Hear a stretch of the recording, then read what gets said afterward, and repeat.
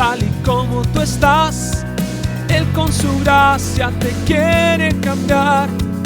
En su amor encontrarás sanidad. Dale a Cristo, tu vida la quiere cambiar. Lirio de los valles, un refugio para tu corazón. Lirio de los valles, un refugio para la familia.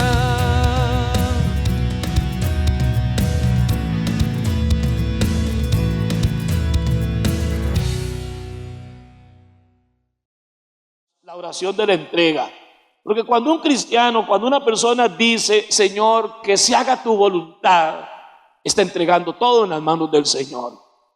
Esa oración es una oración que puede provocar cierta ansiedad y cierto temor en la vida de uno, sobre todo cuando la voluntad de Dios no es lo que yo quiero que pase. Parece ser que en el mejor de los escenarios decimos que se haga la voluntad de Dios, pero de los labios para afuera. Pero en la vida real y en la práctica lo que queremos es que el Señor haga la voluntad de nosotros. Por eso dichosamente el Padre nuestro nos dice, hágase tu voluntad en el cielo como en la tierra. Imagínense si en el cielo se hiciera la voluntad de Dios como lo hacemos nosotros aquí en la tierra. Es al revés. Hágase tu voluntad en la tierra, entre líneas, porque no cabe duda que en el cielo se hace la voluntad de Dios.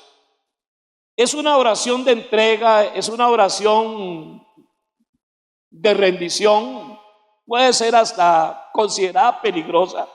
Jesús la hizo en 3 oportunidades en el huerto de Getsemaní, cuando dijo, Padre, si es posible, aparte de mí esta copa, pero no sea mi voluntad, sino la tuya. Y lo hizo 3 veces. O sea, orar para que Dios cambie una circunstancia no es pecado, pero debemos de tener siempre presente que Dios tiene el control de todo y que al final se hará la voluntad de Dios. El hombre y la mujer que le entregan al Señor todo, el hombre y la mujer que le ponen al Señor todo en sus manos, no es que no les van a pasar situaciones difíciles, sencillamente van a poder manejarlas mejor. Hay 3 motivadores de estrés, de ansiedad. A propósito, la ansiedad es una de las grandes tragedias de este siglo que está empezando. Y es precisamente cuando yo no puedo controlar algo. Hay cosas que yo puedo cambiar y no voy a pedir ni esperar que Dios las cambie. Hay cosas que yo puedo manejar y estoy obligado a controlar. Y esas a mí no me causan ningún estrés. ¿Por qué? Porque como humano, una de las satisfacciones más grandes es consciente, inconsciente o subconscientemente, es tener el control. Perder el control para nosotros es un desastre. Precisamente lo que a usted y a mí más nos llena de ansiedad, de miedo y de angustia o de estrés es cuando vienen a nuestra vida situaciones de las cuales no tenemos control. Eso sí es complicado. Podemos cambiar cosas, hay cosas que para mí son facilísimas manejarlas. Dios a todos, a ustedes y a mí nos ha dado habilidades, sabiduría y capacidad para resolver situaciones. Y eso tenemos que aprender a hacer la parte que a nosotros nos toca, porque Dios hará lo que a Él le toca. Usted no puede hacer lo que solo Dios puede hacer, pero sí nos toca hacer lo que nos toca hacer. Y cuando yo cumplo mi parte, se cumple con la parte de Dios, entonces hay una explosión de bienestar y de bendición. Por ejemplo, toda promesa en la Biblia tiene una premisa o una condición. Por ejemplo, dice, y todas estas cosas os serán añadidas. Eso es lo que Dios puede hacer, usted no puede hacer. Pero ¿qué tengo que hacer yo? Buscar primeramente el reino de Dios y su justicia. Esa es la parte que a mí me toca. Voy a hablarles de 3 posibles de muchas variantes que llenan de mucha ansiedad el corazón de nosotros. Y la primera son las circunstancias incontrolables. Hermano, hay cosas que no tienen control. Esto es terrible. Yo no tengo estrés. A mí no me desvela lo que yo puedo manejar, lo que yo puedo controlar. Pero hay situaciones incontrolables. El despido del trabajo, una crisis económica nacional o mundial, una recesión, un recorte personal que anuncian en X o Y empresa, eso nos va a llenar porque es algo incontrolable. Usted se preparó, usted estudió, usted es bilingüe, trilingüe, es ingeniero, es técnico y lo que sea, pero esta gente sabe que el mercado laboral hoy mundialmente es muy volátil, muy volátil. Y entonces estamos tranquilos, pero cuando se presentan situaciones que están fuera de mi control, donde usted dice, Arturo, es que ya apliqué, he mandado hojas de vida o currículos a 30 empresas, no aparece nada, qué frustrante, soy un profesional, invertí mucho dinero para esta carrera que tengo. Eso es terrible. Situaciones incontrolables como una enfermedad terminal, es muy triste, hermano. Eso me va a llenar de mucha ansiedad, causa mucho estrés. Esas son situaciones incontrolables. A mí me hace gracia algunos refranes que nosotros damos por un hecho que son así. Por ejemplo, hay un dicho que dice, perro que ladra. ¿Cómo lo terminan ustedes?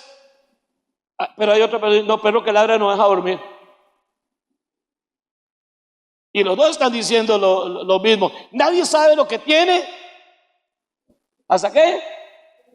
No, hay otra manera de decirlo. Nadie sabe lo que tiene hasta que va al doctor. Ahí usted se da cuenta de lo que tiene. Hoy no es un día para cambiar refranes, pero es un día para estar claro. Hay situaciones como los refranes que pueden cambiar.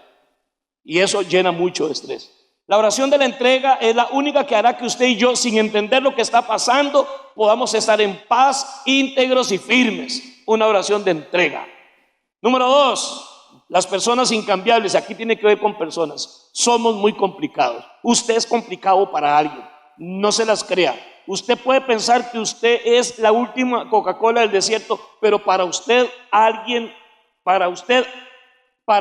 usted es una persona complicada, incambiable y por qué no hasta insoportable. Yo lo soy. ¿Cuántos se unen conmigo? Para alguien lo soy. Tengan razón o no, pero para alguien lo soy. Pero hay gente que sí es así y yo no lo puedo controlar. Son personas que están en nuestra vida. Tengo que estar programado con ellos. No importa qué tan bueno sos, no importa cuán buena es esa persona. Va a haber gente ingrata, no importa lo que usted haga, siempre habrá alguien para quien usted es irritable. Siempre va a haber alguien que no importa lo que usted intente hacer, no hay manera de complacerlos nunca. Y eso a uno le genera mucho estrés, sobre todo cuando es una esposa, un esposo, una suegra, un suegro. Provocan mucho problema en nuestras vidas y yo no puedo cambiarlas. Es más, yo no estoy aquí para cambiarlas. Nadie puede cambiar a nadie. Es más, yo creo que hay gente que nunca va a cambiar. Pero esa realidad existe y yo me tengo que relacionar con ello. Y la tercera de tantas situaciones incontrolables o que provocan mucha ansiedad es los problemas inexplicables. Circunstancias, como dije, incontrolables, personas que no hay manera que cambien, problemas inexplicables. Son aquellas cosas que nos pasan que no tienen sentido. No hay nada que explique lo que está pasando. Es un dolor que me provoca pensar por qué a mí y por qué ahora. Si uno pudiera planificar los malos tiempos, qué bonito sería. Yo los pondría más o menos entre el 15 de septiembre y el 15 de noviembre, donde uno ni salir quiere y a veces ni necesita salir. Buena lluvia, buenas inundaciones. Pero yo no puedo planificar los malos tiempos. El día malo es como un individuo que aparece sin que nadie lo llamara. El día malo es como un paracaidista que ya llega a la fiesta cuando nadie lo invitó. El día malo llega, simplemente te sostiene el hombro y te dice, aquí estoy. ¿Cómo es la cosa? Es tan real. Dice que se presenta a veces como un hombre armado, como un gigante que se presenta. Situaciones que no puedo controlar, circunstancias que no puedo soportar, personas invivibles, literalmente. ¿Cómo hago, hermano Arturo, para esos asuntos tan delicados que todos vivimos? El Padre Nuestro, en su segunda frase, dice, venga tu reino, que no sea mi voluntad, sino la tuya. O venga tu reino y hágase tú. ¿Cuál es mi voluntad? Nunca enfermarme, siempre estar a cachete, buen billete, 4 codos incluidos al año, full playa, que es lo que más me gusta. A mí las montañas en carro, pero así como, y yo a que me piquen los mosquitos y todo eso. No. Hay gente que le encanta la montaña, pero yo no puedo escoger es más, yo no tengo control ni siquiera de lo que va a pasar más tarde. Yo no tengo control de la semana que estamos empezando hoy. Tengo planificado mi año, mi agenda ministerial aquí y fuera de este país hasta el mes de junio. Yo planeo, pero hermano amado, aquí el tema es este: el único que sabe qué me va a pasar a mí la última semana, solo Dios. Esta podría ser tu última semana en el planeta de los vivientes. Esta podría ser la última semana de quien les está hablando. No puedo controlar ni siquiera los eventos de la tarde ni de la noche, mucho menos de esta semana. Por eso es conveniente, aunque es complicado, es conveniente que usted y yo vivamos en función de que al final se hará la voluntad de Dios. Y yo voy a pedir que Dios haga su voluntad, porque al final eso va a ser el mejor antídoto para yo. Como no sé qué va a pasar, yo puedo estar quieta, reposada y serenamente. Mateo 6:10 así lo dice: venga tu reino. ¿Qué es el reino de Dios? El reino de Dios no es un gobierno, el reino de Dios no es algo terrenal. Jesús dijo: mi reino no es de este mundo. Puede estar en el cielo, claro que sí, de seguro. El reino de Dios es el reino de los cielos. ¿Qué es el reino de Dios? ¿Dónde está el reino de Dios? Es intangible. El reino de Dios, para decirlo en palabras sencillas, es todo lugar, toda persona donde Cristo sea el rey. Porque un rey necesita un reino y un reino necesita un rey. Jesús no es un rey cualquiera. Jesús es el Rey de reyes y Señor de señores.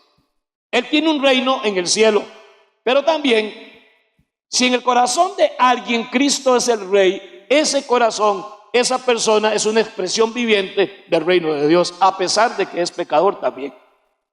El reino de Dios es todo lugar, toda persona donde Cristo sea el rey. Por ejemplo, tu matrimonio podría ser una expresión terrenal del reino de Dios si Cristo es el rey de tu matrimonio. Tu familia podría ser una expresión terrenal y visible del reino de Dios si Cristo es el rey de tu familia. Tu negocio, tu pequeño o gran emprendimiento podría ser una expresión financiera de negocios del reino de los cielos si en ese negocio Cristo es el rey. ¿Y qué es un rey? Es un soberano, es el dueño. En un reino nadie es dueño de nada. El rey es dueño de todo, hasta de las personas. El gran problema que usted y yo tenemos y tendremos siempre es que nos cuesta entregar por completo nuestra vida. Sí, ya aceptamos a Cristo, pero entregar todas las áreas de nuestra vida. Era una manera muy coloquial, interesante. Hace 45, 46 años que yo conocí al Señor. Los primeros mensajes que yo oía sobre aceptar a Cristo, recuerdo que algunos predicadores de la época decían algunas figuras o comparaciones, y nos decían a los que oíamos el mensaje: entregue toda su vida al Señor. Y hablaba de aquel texto de Apocalipsis 3:20: estoy a las puertas de tu corazón y llamo. Y luego, cuando entiendo que Cristo está fuera de las puertas de una iglesia, me di cuenta que eso es posible, como también es posible que Cristo esté fuera de nuestro corazón, tocando la puerta. Porque a diferencia de Satanás, que irrumpe, que abusa, que patea puertas y obliga, a Cristo no. Cristo es un caballero y Él toca la puerta, lo hace entrar, entra. Y va a entrar donde usted le permite entrar, va a estar donde yo le permite entrar. Y estos predicadores decían: es que a veces le entregamos todas las áreas de nuestra vida al Señor, pero le decimos: pero esta puerta, esa es mía, ahí usted no puede entrar, eso es mío. Y nunca podría olvidar que esas fueron las figuras o observaciones que me hacían convencerme de la entrega, de la rendición, aunque no lo hubiera hecho totalmente.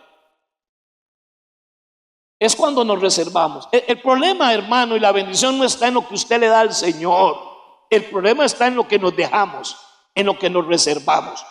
Cuando usted y yo le damos todo, pero no es cierto, no estamos entregando todo.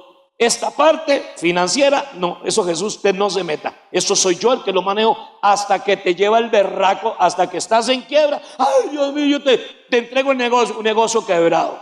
Ah, sí. ¿Y por qué no lo entregó cuando estaba próspero? Porque donde Cristo es rey, hay bendición, hay paz, hay abundancia y hay fortaleza aún en medio de las circunstancias. negativas. ¿Estamos aquí? Había otra figura muy linda que explicaban, y era la figura de alguien que un día tenía una gran mansión, una gran casa, piscinas y fincas, y le dijo a su criado de preferencia: mira, me voy a ir durante muchos años a unas labores y te dejo a cargo de todo y te puedes venir a vivir con tu familia a la mansión, pero voy a venir de vez en cuando. Y clavó un clavo en la pared del comedor. Toda la casa la puedes disfrutar, puedes disponer de todo, pero ese clavo es mío, no me lo toque. ¿Quién no quiere hacer ese negocio? Ese clavo iba a convertirse en un clavo. A los años, cuando no lo esperaba nadie, llegó el dueño, entró a la casa. Qué bueno, cómo está, nos alegra. Y de repente, cuando ya se fue, sacó de una bolsa un gatúbelo muerto, un gato. Y ahí colgó el gato en el clavo. Y se fue, no podía tocarlo nadie. Empezó aquel, ¿cómo se llamaba el gato ese que a mí me cae mal, uno que es como un gato tigre de las jaulas? ¿Cómo? Garfield es un diablo de gato. Ahí estaba guindando el gato ese y empezó aquella peste, y lo que ustedes no quieren ni se lo imaginen. Y tuvieron que irse al rancho hasta que desapareció por meses esa peste. No podían tocarlo. Pasaron un poco de años, acabó la peste y llegó el roco otra vez a los años. ¿Y qué traía? Un perro igual. Y yo podría amanecer diciéndole todo lo que puede guindar ahí el dueño del clavo. Cuando yo no entrego todo al Señor, es un clavo que el enemigo o lo que sea tendrá acceso directo a colgar ahí lo que le dé la gana. Y una mansión, una casa hermosa y preciosa, apestaba y se convirtió en un sitio en el cual no se podía estar ni un minuto, porque el clavo tenía dueño. Venga tu reino, hágase tu voluntad en la tierra como en el cielo, es una oración de entrega. Y el reino de Dios puede ser una persona, una familia, un matrimonio, un negocio. No tiene nada que ver con las elecciones del 2026. Se los digo, oren y voten, pero sáquense de la cabeza que esto lo arregla un partido político o un buen político con buenas intenciones. Cuando algo es mundial, y sobre todo en esta época globalizada, donde las cosas, alguien estornuda un chino, estornuda el presidente de China y a todo el mundo le va a dar mínimo pulmonía. Estornuda el gringo y a todo el mundo, y solo estoy hablando de estornudo porque también puede pasar otras cosillas, y todo el mundo se vuelve un estornudo. Tenemos que vivir agarraditos de la mano del Señor, conscientes de que este mundo irá de mal en peor. Y gracias a Dios por los buenos políticos y bien intencionados, que dicho sea de paso son una especie en extinción hace mucho tiempo, pero vaya y vote. Vote porque es su privilegio, vote porque es algo muy importante y muy emocionante, pero no crea usted que esto lo arregla ningún partido, ningún hombre, aunque sea un partido cristiano tampoco, porque el reino del Señor no es de este mundo. Y la Biblia dice: bienaventurada la nación cuyo Dios es Jehová. Las naciones que tienen religión, los políticos que revuelven la religión, no, señores, son dos cosas diferentes. Mi reino no es de este mundo. Número 1, ¿qué significa la oración de la entrega? Número 1, significa soltar el control. Suelte el control de su vida. Yo creo que para estas alturas del partido ya usted y yo nos hemos dado cuenta que en las manos mías muchas cosas se ponen feas y se echan a perder, pero que en las manos del Señor nada se pierde. Donde Cristo es Rey, no hay pérdidas. Donde Cristo es Rey, van a haber situaciones, circunstancias, personas, van a haber eventos, pero como Cristo reina en esa casa, en ese corazón, en esa vida, entonces, hermanos, lo insoportable se vuelve soportable. Y lo incontrolable no tengo por qué controlarlo, porque Dios lo va a controlar. Yo le he entregado al Señor todo. Suelo decir con esta figura: Dios tiene todo bajo control. Hace unos años un niño de aquí de la iglesia, tal vez de unos 4 añitos, le iban a hacer una operación muy importante en el hospital de niños, muy invasiva, y su mamá nos cuenta, porque el doctor se los contó también, que cuando el chiquito estaba ahí en el hospital de niños y lo iban a anestesiar, yo no sé ni cómo se hace eso, mientras el chiquillo estaba nervioso, tal vez alguien pensaba que estaba con miedo, dicen que el chiquito se durmió con esta palabra, levantó la mano y dijo: Dios tiene todo bajo control, noqueado, y luego salió muy bien de la operación. Qué manera, las últimas 5 palabras de un niño antes de entrar en un estado de anestesia total. Dormirse hoy en la noche creyendo y confesando con hechos más que palabras que el Señor tiene todo bajo control, porque Dios tiene todo bajo control. Para los hijos y para las hijas de Dios podemos estar tranquilos que a pesar de lo que pase, pues, lo que se pierde y lo que sea, Dios tiene el control de todo. Es tan sencillo como eso. El Salmo 46:10 dice: quédense quietos y reconozcan que yo soy Dios, y yo seré exaltado entre las naciones y seré enaltecido en la tierra. Soltar el control y agarrar el control. De las diapositivas. Dios tiene todo bajo control. Yo no sé lo que usted va a enfrentar esta semana, ni lo que yo voy a soportar. Solamente entrego todo en las manos del Señor. Dios tiene el control. Señor, yo pongo esto en tus manos. Yo dejo esto en tus manos. Abandono esta situación en tus manos. Las razones principales por las cuales usted y yo estamos es en ese conflicto con Dios. ¿Quién controla aquí? Aquí, como decía aquel mexicano, un general mexicano decía: aquí solo mis chicharrones truenan. Es que yo hago lo que quiero con mi vida, yo hago lo que quiera, yo hago lo que me da la gana. Hay una oración que mucha gente ora o mucha gente reza, pero siempre lo hacen hasta la mitad, que es la oración de la serenidad. Se llama así. Alcohólicos Anónimos la usa mucho. Esta es una oración hecha por Reinhold Niebuhr. Es una oración de alguien que es creyente. Se las quiero leer para que la tengan en sus notas. Está totalmente incompleta. Dice así: Dios, dame la serenidad para aceptar las cosas que no puedo cambiar. El coraje para cambiar las cosas que tengo que cambiar. Y la sabiduría para hacer la diferencia. Hasta ahí llega todo el mundo. Pero completa sigue diciendo: viviendo un día a la vez, disfrutando cada momento a la vez, aceptando las condiciones difíciles de la vida como un camino a la paz, tomando este mundo a como lo hizo Jesús, tal como es y no como a mí me gustaría que fuera. Confiando en que harás todas las cosas bien, entregándome a tu voluntad para poder ser razonablemente feliz en esta vida y supremamente feliz contigo en la eternidad. Amén. Esta oración está basada en el Padre Nuestro. El Padre Nuestro es una oración extraordinaria. Sea que usted la ore o la rece, el problema es cuando se repite y se repite y se repite, como cualquier cosa que se repite y se repite y se repite. Pero el Padre Nuestro tiene 7 frases. Y esas 7 frases, cada una de ellas representa los 7 grandes conflictos y problemas que todo ser humano ha enfrentado, está enfrentando y tendrá que enfrentar en la historia de la humanidad. Por eso el Padre Nuestro, yo tuve un problema muy serio, un conflicto a pesar de que era un niño. Luego entendí por qué. ¿Por qué se ponía el Padre Nuestro como un acto de castigo, de penitencia por un chavalo que se confesaba? Entonces alguien sí se confesaba ante el Padre y le decía: bueno, esta es la penitencia. Tiene que rezar 10 Padres Nuestros. ¿Cómo usar el Padre Nuestro para castigar a un chavalo?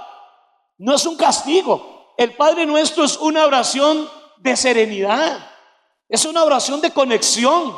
Es una oración que entrega. Y como veremos el próximo fin de semana, hermano, sobre el Padre Nuestro. La tercera frase, que es una oración de dependencia: el pan nuestro de cada día, dánoslo. Eso es depender de Dios. Así que el Padre Nuestro es un modelo de oración, donde Jesús a través de 7 frases nos dice de qué se trata el Padre Nuestro, porque el Padre Nuestro es una oración precisamente de lo que la vida se trata. En Romanos 8:6 dice: la mentalidad pecaminosa es muerte. mientras que la mentalidad que proviene del Espíritu es vida y paz. Le pedí a Luis José Carvajal, como ustedes saben, tenemos un grupo de predicadores jóvenes, todos estos chiquillos, yo casé a los papás de ellos, yo los presentaron a ellos cuando eran bebés en esta iglesia, los casé a ellos y a algunos de ellos les he presentado el bebé de ellos, son parte, hijos de esta casa desde que nacieron, y yo agradezco a Dios porque tenemos un staff de 5 matrimonios con este perfil que están ya visibles en el trabajo que hacen por el Señor y para la iglesia, y le pedí a ellos que compartan, que me ayuden a predicar esta serie de 7 semanas.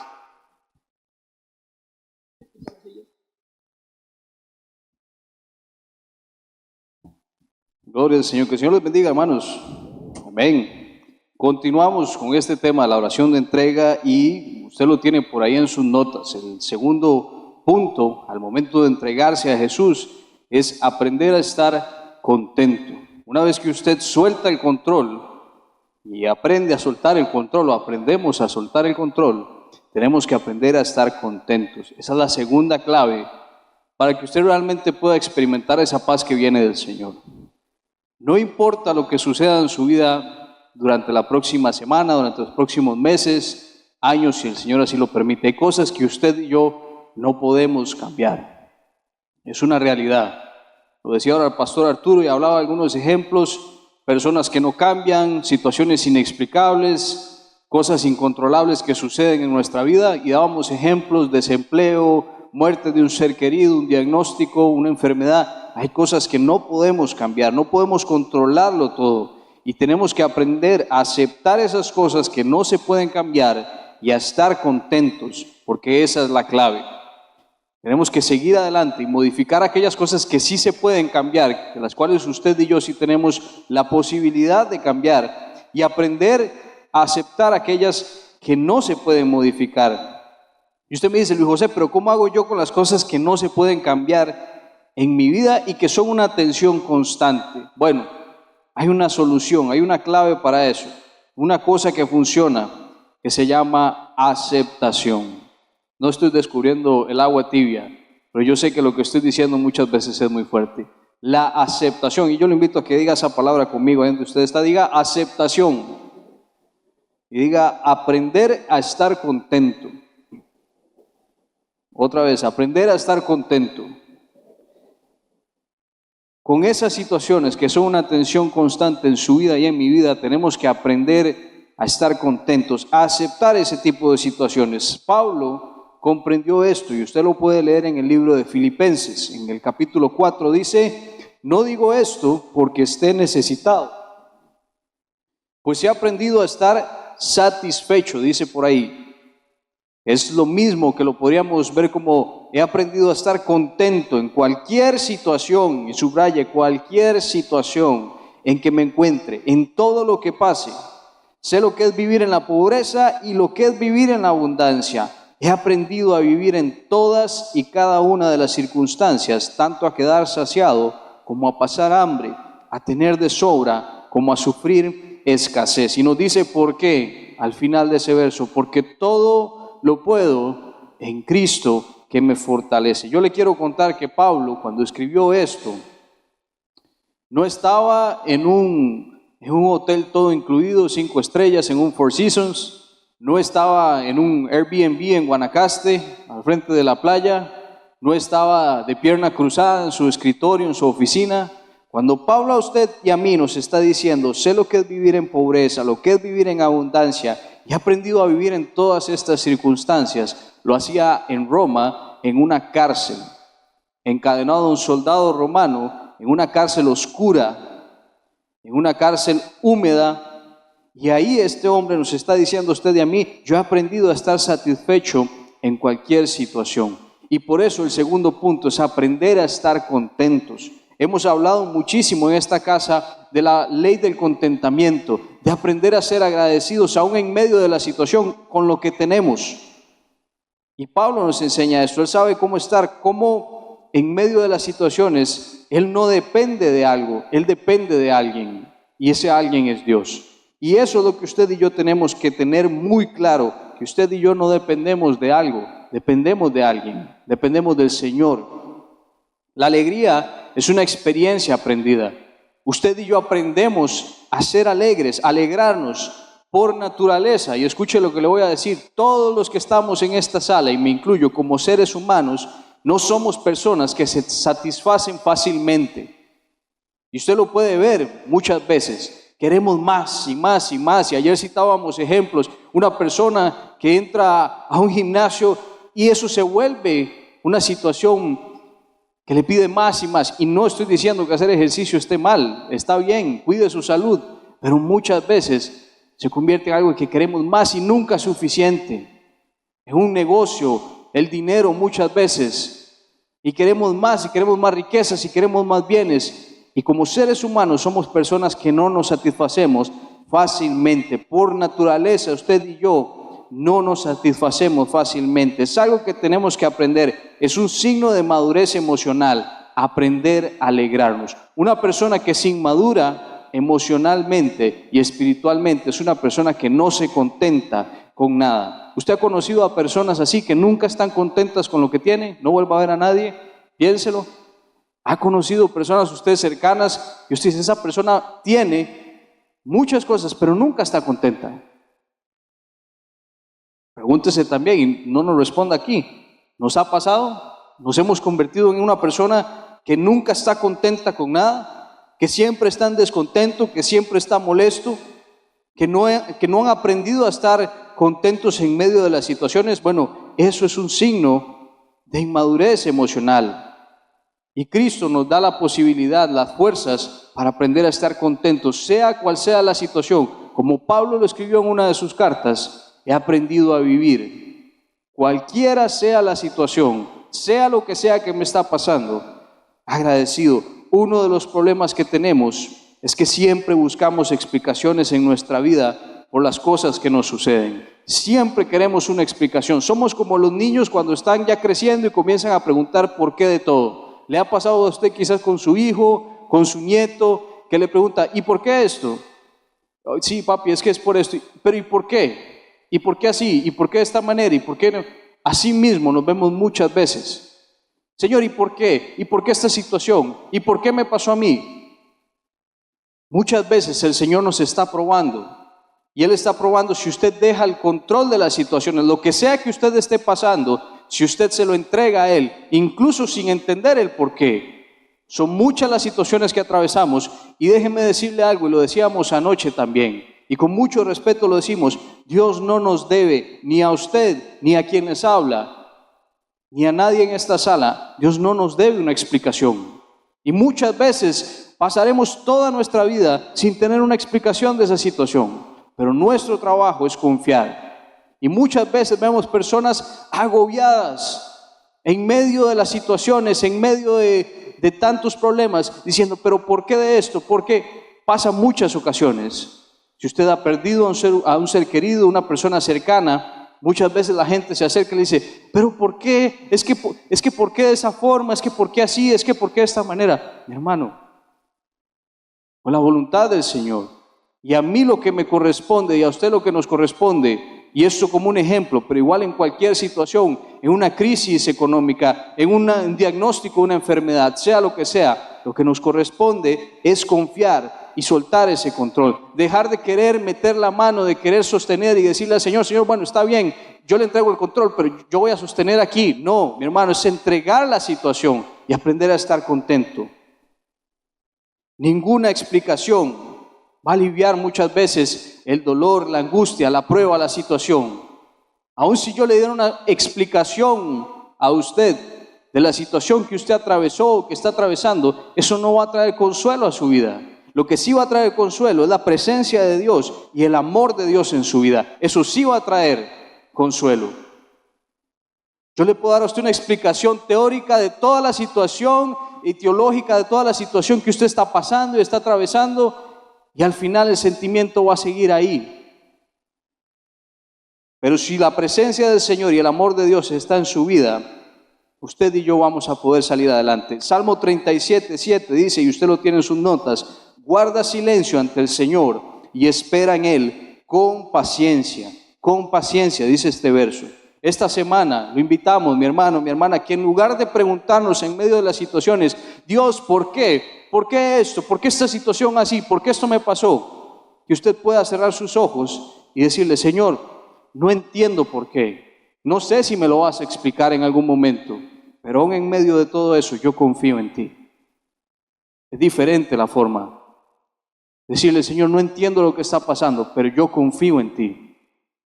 Hace unos minutos lo cantamos y le dijimos, yo sé porque estoy confiando que estás haciendo tu perfecta voluntad, dice esa canción. En mi vida estás obrando, y que no sea solo una canción que usted vino y cantó un domingo, que usted se lo lleve para su casa y le diga, Señor, yo confío en ti. Cada vez que usted sienta frustración, cada vez que usted sienta esa impaciencia, dígale, Señor, enséñame a estar contento en ti. No en las situaciones, no en lo que pasa, en lo que deja de pasar, en lo que deja de suceder, estar contento en ti. Amén. El punto número 3 es que entregarse a Jesús significa también establecer mis planes. Nuestros planes cambian muchísimo, ¿cierto? ¿Cuántos planes tenía usted al inicio de este año 2025 y cuántos de esos se han realizado? Póngase a pensar, a veces hasta hacemos una lista, hacemos notas en nuestro teléfono y decimos, yo para el 2025 quiero hacer esto, esto y esto. Y está bien que usted planifique, pero muchas veces esos planes cambian conforme pasa el tiempo. Nuestros problemas frecuentemente los sabotean, pero aún así es importante establecer los planes, porque los problemas no siempre van a cooperar, los problemas siempre van a estar a nuestro alrededor. Y usted me dice, ¿por qué mis planes muchas veces no funcionan? ¿Por qué lo que yo planeo muchas veces no sucede, no se realiza lo que yo tengo planificado, lo que tengo planeado? Rápidamente le menciono 3 razones por las cuales muchas veces cuando establecemos nuestros planes estos no se realizan. En primer lugar, no se enoje conmigo, usted y yo tomamos malas decisiones constantemente como seres humanos y tenemos que reconocer que muchas de nuestras decisiones están mal tomadas. Ayer les decía y les compartía a los hermanos, diversos estudios dicen que usted y yo durante el día tomamos entre 30,000 y 35,000 decisiones. Y usted dice, Luis José, eso es demasiado, es una exageración. Bueno, hablamos de decisiones como hacia dónde usted vuelve a ver, si levanta un brazo, si levanta un dedo. Pero hay decisiones conscientes también, que tienen una repercusión. Y esas al día usted toma alrededor de 70 a 100 decisiones. ¿Cuántas de esas decisiones son correctas? Como seres humanos muchas veces tomamos malas decisiones.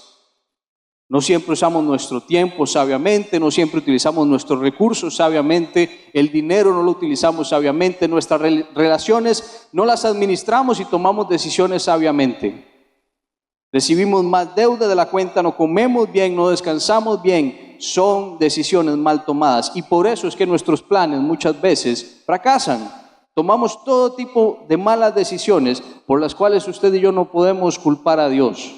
La mayoría de ellos son causados por nuestras propias decisiones. La mayoría de situaciones y problemas que tenemos son causados por nuestras propias decisiones, mal tomadas, apresuradas.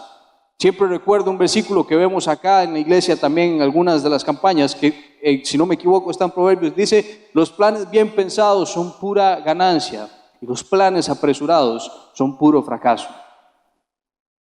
Porque muchas veces planeamos desde mi perspectiva, desde mis decisiones, pongo las cosas a mi manera, y lo decía antes el pastor Arturo, ¿por qué no le entregamos al Señor las cosas cuando están bien? ¿Por qué tenemos que tomar decisiones poniendo al Señor en el centro cuando ya todo está en el piso, cuando todo está comprometido, cuando estamos hipotecados, cuando tenemos un enredo?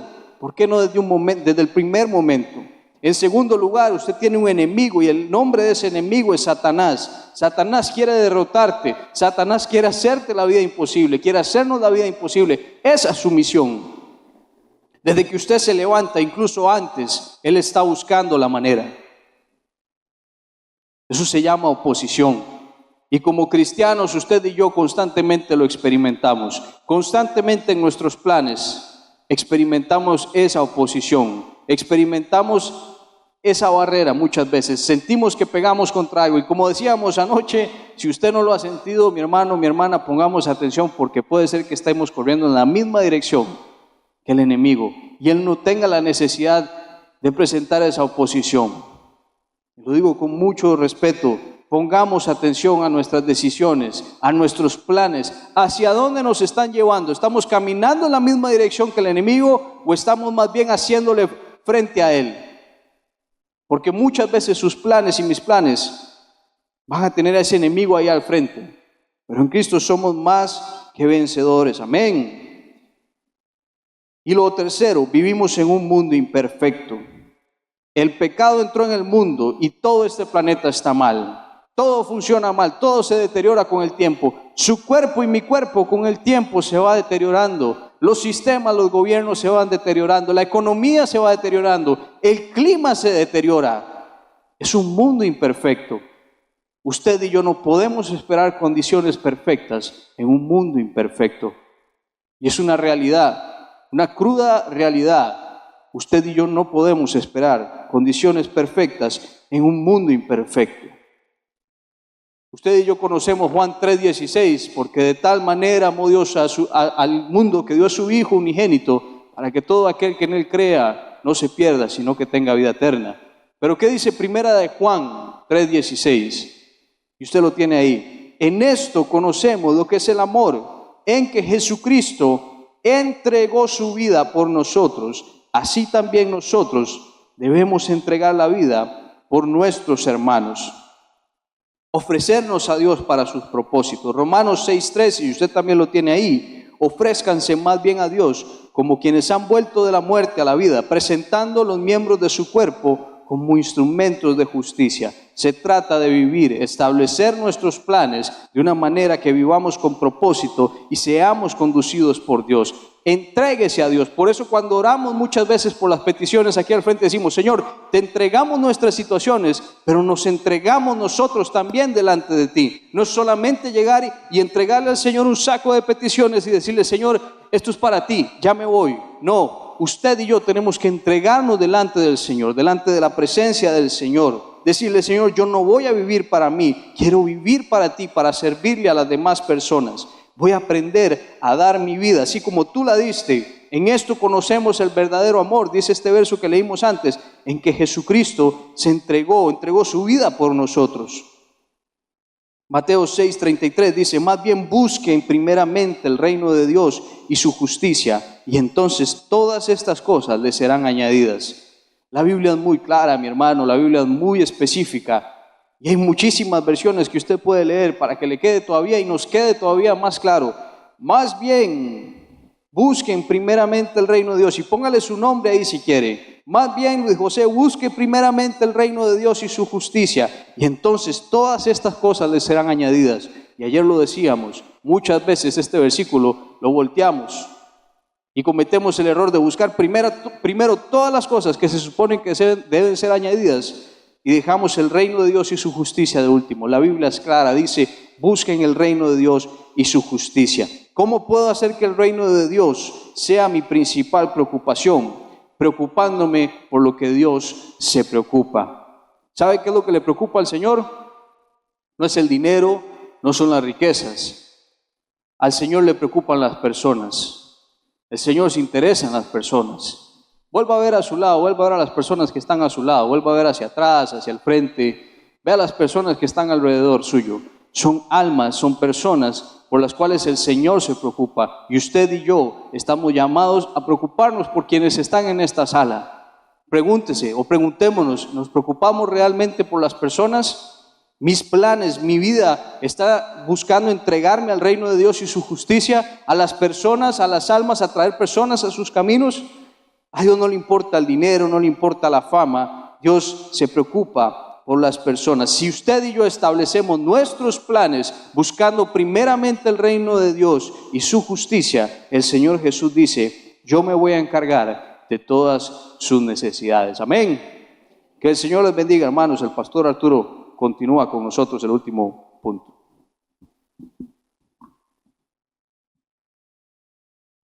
Gracias. Normalmente la mayoría de cristianos siempre preguntan: pastor, ¿por qué es que yo pido y el Señor a veces dura mucho tiempo en responder lo que yo le pido? Y suelo decirle, entre otras cosas, las teológicas y las de sentido común: Dios no es un cajero automático. ni tampoco es un dispensador de bebidas y de galletitas que usted mete el billete y a veces hay que darle una patada a la máquina. Él no es como un cajero automático que usted digita, mete el pin, pasa la tarjeta y le da el billete si usted tiene plata. No, Él no es así. Dios es Dios. En esta iglesia hay hermanos y hermanas que han perdido un hijo. Yo pienso que normalmente uno pensaría que los hijos van a enterrar a los papás y a los abuelos, pero no siempre pasa así. En esta iglesia hay hermanos y hermanas que han tenido que enterrar a un hijo. Esto es desgarrador. Se los he dicho muchas veces. El diccionario de la lengua española tiene una palabra para quien se le mueren los papás. Se les dice huérfanos. Y también el diccionario, la Real Academia Española, tiene una palabra para las mujeres que se les murió el esposo o la esposa, viudo. Pero para el papá o a la mamá que se le muere un hijo no hay palabras. El diccionario se quedó corto, no ha podido encontrar una palabra, porque sencillamente no hay palabras. El único que puede dar paz y fortaleza a una persona que tiene que enterrar un hijo es Dios. Y la cuarta manera de usted entregar nuestra vida al Señor es entregarle al Señor, dejarle nuestro futuro a Dios. La depresión tiene que ver con nuestro pasado. El pánico y la ansiedad y los ataques de pánico tienen que ver con el futuro. La Biblia enseña a vivir un día a la vez, no puedo vivir otro de por sí. Pero hay gente que ya está loca con los tamales, ya está loca con los chicharrones, con los regalos y con el cerdo del 31. No, hermano, viva un día a la vez, mañana no existe. Y yo sé que esto es complicado. La Biblia dice en el Salmo 3, versículos 5 y 6, confía en el Señor de todo corazón y no en tu propia inteligencia. O sea, no voy a apoyarme en mí, voy a confiar en Dios. Y reconócelo en todos tus caminos y Él allanará tus sendas. Entregarle todo al Señor. Les he dicho muchas veces, hay 3 cosas que el Señor nunca va a tener si usted no se las entrega. Y el tema de hoy es apropiado para volverlo a recordar. Si yo no le entrego mi corazón a Dios, Él nunca tendrá mi corazón. Si yo no le entrego mi confianza a Dios, Dios nunca tendrá mi confianza. Y si yo no le entrego al Señor el primer lugar en mi vida, Él nunca va a tener el primer lugar en mi vida. Alguien podría ripostar y decirme, Pastor Arturo, Dios tiene lo que quiera. No, hay 3 cosas que Él no va a tener si yo no se la entrego: mi corazón, mi confianza y el primer lugar en mi vida. Es decirle al Señor, Señor, yo te entrego mi vida, yo entrego todo en tus manos, todo es tuyo. Yo seré un administrador, yo tengo que tomar decisiones, yo tengo y tengo la posibilidad y la sabiduría y la energía para cambiar cosas, pero lo incontrolable, solamente entregándolo en las manos de Dios. Porque ni aún, ¿cómo le puedo yo explicarle a la hermana Julia por qué se le murió su hijo? ¿Cómo yo puedo explicarle cuando la semana pasada me llamó, me escribió tu mamá, Yuri, y me dice, Pastor, hoy mi hijita está cumpliendo 17 años de fallecida? Una muchacha que tendrá hoy 34, 35 años. De manera trágica, terrible, esta niña muere de una manera terrible. ¿Qué explicación le trae consuelo al corazón de una madre? No es la explicación. Yo no necesito una explicación de todo. Yo necesito la presencia de Dios. Porque la presencia de Dios nos llenará de paz, nos llenará de confort, nos va a llenar de resignación. Dios quiere enderezar las cosas. Omar Alfano, un cantante, un autor panameño, él tiene una canción dedicada a Simón, y hay una parte de la canción que dice, el estribillo de la salsa, pues una salsilla vacilona, dice, palo que nace doblado, palo que nace doblado, nadie endereza, excepto si esa persona viene a Jesucristo. Él endereza troncos. Lo que mal empieza, mal termina, cierto, a menos que esa persona venga a Jesucristo. Lo que mal empieza puede terminar muy bien. Cristo es el único que tiene poder para enderezar troncos torcidos. Cristo es el único que puede encircuitarle el cerebro a una persona que nació mal encircuitada. Cristo es el único que puede librarte de las garras del diablo. Cristo es el único que puede hacerlo. La oración de la entrega, que es una de las frases del Padre Nuestro, es esa: venga tu reino y hágase tu voluntad en la tierra como en el cielo. Quiero ser contundente en esto. Hay cosas que no le hemos entregado. Yo le entregaría todo al Señor, pero no le voy a entregar nunca el control de mis finanzas. Ok. Otras personas, el tema no las finanzas, que no han entregado al Señor. Hay gente que no le ha entregado al Señor un resentimiento que ya se convirtió en rencor y en odio. Esa entrega está pendiente. Si no la entregas, si no perdonas, ese será el clavo donde Satanás guinde lo que él quiera colgar ahí. Hay gente que no ha entregado, no hemos entregado estas áreas, pero en una palabra, la entrega, la oración de la entrega es: Señor, yo quiero vivir en función de que te entrego todo a ti. Habrá momentos donde uno quiere tocar, manosear el control, pero inmediatamente recapacitar y decir: Señor, lo incontrolable, lo insoportable, lo que tiene como nombre milagro, yo necesito que tú tengas el control. Yo necesito y quiero entregarte el control de mi vida. En el Salmo 37, versículos 18 y 19, dice: el Señor protege la vida de los íntegros y su herencia perdurará para siempre.